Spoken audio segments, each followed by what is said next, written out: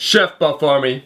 Today I'm going to give you my definitive video on how to build muscle. And I argue that this is the most comprehensive video you'll find on YouTube. Why? Because this video and these laws right here are a direct adaptation of Brad Schoenfeld's work, the mechanisms of muscle hypertrophy, and their application to resistance training. That's the definitive guide that's come out over the last decade, researching every single study that's been done with regards towards building muscle, and then giving a great comprehensive overview with his findings. If you know me, my training Bible is Mel Siff's Super Training, and Brad Schoenfeld was one of the students of Mel Siff. This right here, you can't fuck with this shit, these laws. This is science, people. So I'm going to present to you today purely how to build muscle and the different laws governing that. One, in order to build muscle, it's about contractile and sarcoplasmic hypertrophy. What this means, you can think about it simply as contractile is more intensity, a powerlifting style, lower repetitions, higher intensity, whereas sarcoplasmic is increasing the mechanical tension, the total amount of weight and volume that you lift, sticking to a higher rep range between 6 to 12 or 15 repetitions. So think bodybuilding, sort of powerlifting. The key point is that they're interdependent. If you increase your sarcoplasmic hypertrophy by doing 6 to 15 repetitions on, the bench press, and increase the size of your chest and your muscles over time,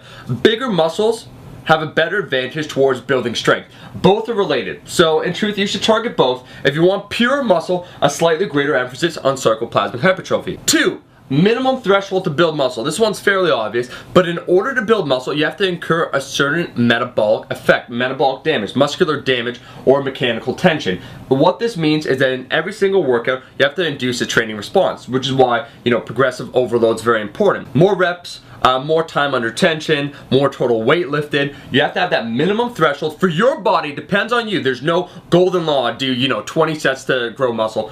It depends on you, but you have to do that minimum threshold. So seek getting better. 3, people ask me, how long should I rest? Once again, slightly gray area, but approximately, if you want to purely focus on building muscle, resting between about 1 to 2 minutes seems to be best. 4, emphasize the centric portion, the lowering of the weight portion. This is once again if you purely want to build muscle. If you do this too often, you could, incur overtraining.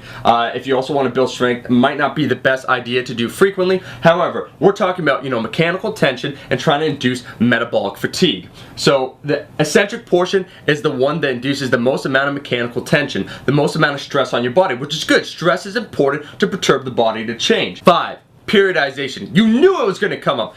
Periodization, essentially what it means is planning out your workouts in advance so that you always train for your body's capacity and ability on that day. And Mel Siff was a very big fan of something called auto-regulation, which basically means listening to your body. If you feel great in a workout, do a lot of sets. If you feel like shit, don't do a lot of sets. It's very, very intuitive, this rule. So it doesn't matter if you use undulating periodization, or at the very least you listen to your body and use auto-regulation. 6, fairly obvious rule, but compound movements will equal more muscle mass. That doesn't mean you should only do compound movements. It means they should be the cornerstone of your training program. So squats, deadlifts, bench press, bench over rows, pull-ups. Can you build muscle without those? Absolutely. But will it make it easier? Yes. Why? Because it incurs more stress once again on your body. You're working and utilizing more total muscle. So that should be the cornerstone. And that's why I get back to other important point, number 7, use isolation training. I put isolation in brackets because remember, you can't truly isolate one muscle. If you do a bicep curl, there's the inner and outer head of the bicep brachialis, your forearms, there's a lot of muscles being worked. But the reason to do isolation training or movements to better emphasize a particular muscle group is that if you only do compound movements, you'll quickly discover you have certain body parts that will grow very fast and certain body parts that will lag. By doing isolation movements or by doing exercises that help emphasize or accentuate weak areas, you'll bring them up and you'll develop a more balanced physique. 8, the question that everybody asks, should you train to failure? Well, the science says you could train to failure infrequently. Why? Because failure, once again, is very stressful on the body, on your central nervous system. You do too often, you can get a state of overtraining. You can induce a state of overtraining. So failure in a holistic program where you're training 3, 4, or 5 times a week, the more times you train, the less times you should train to failure. And it's a tool that you can use and not abuse.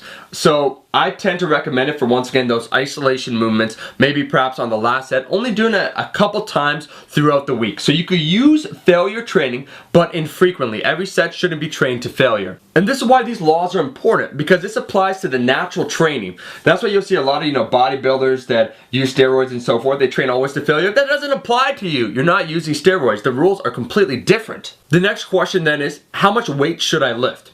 And this is always expressed as a percentage of your 1 rep max. If you don't know your 1 rep max, you don't have to test it out. There are ways of calculating it, based off of your 85% max.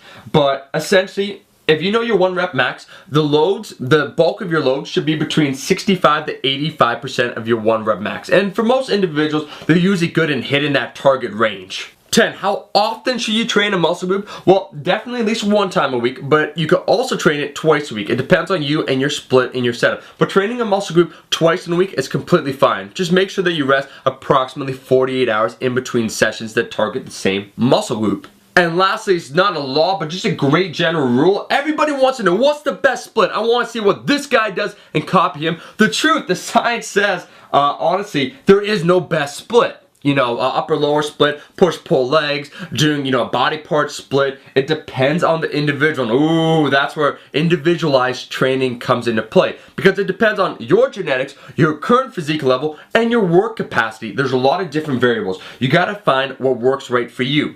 I said I was bringing the thunder today, and so I did. These are the irrefutable laws towards building muscle, corroborated with a lot of evidence and science. You can't fuck with that.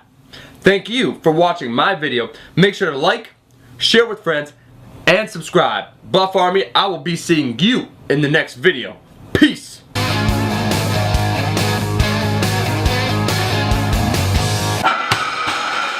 Today, we're talking about twice a day training.